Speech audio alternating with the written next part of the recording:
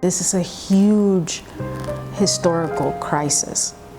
In fact, I believe your children will be reading about it in history books in the future. This is actually changing drastically the history of Latin America. A change that Pineda and Samaritan's Purse does not want to go by without reaching out, especially since 4 million Venezuelan people have already crossed the Colombian border, and 4 million more are expected to have crossed by the end of 2020.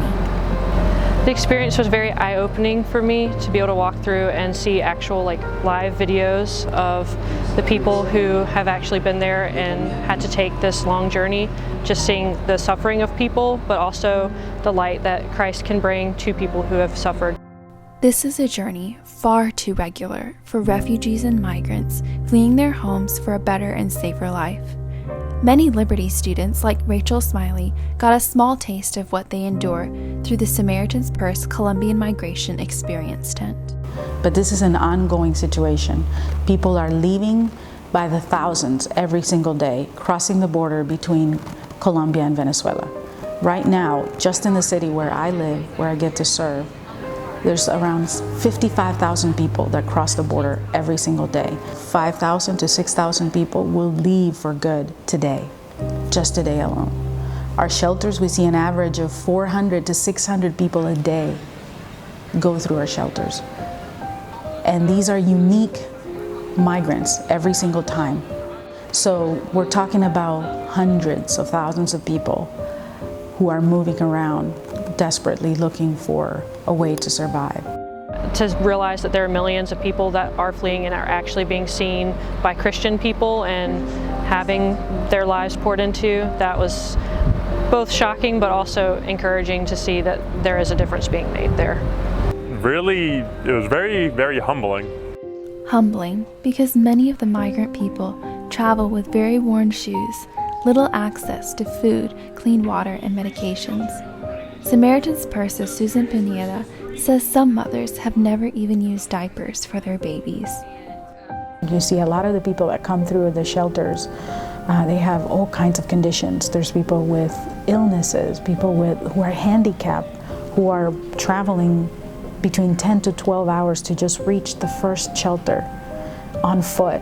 And they're probably just, they have crutches, or they're on a wheelchair, or they have some sort of medical condition, or unaccompanied children. We'll have some cases where there's kids that show up like 13, 12 years old. What are you doing here? Well, our parents just told us to leave because there's no food, there's nothing we can do. Pineda says the number of people needing care is overwhelming and is continuing to increase each day. The journey is similar to walking from New York to Miami at the very least. And all the while, the migrants are struggling to survive the elements and rampant human trafficking. Just an insane act of love, the dangers they put themselves through in order to have better lives for their families. It's a new sense of gratitude for my own life and the things that have been afforded to me.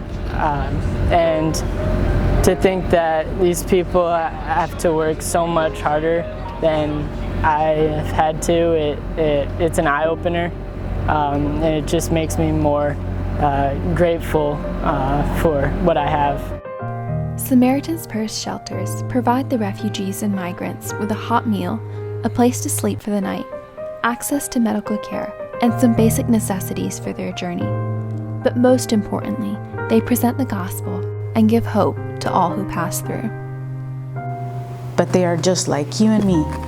Just pray for them. Pray for us. Pray for the work that is being done. Pray that the gospel will reach every single person and that they will have hope in the midst of this horrible crisis.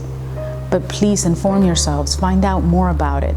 Don't close your eyes. Don't close your eyes. Don't shut your ears. Please do that.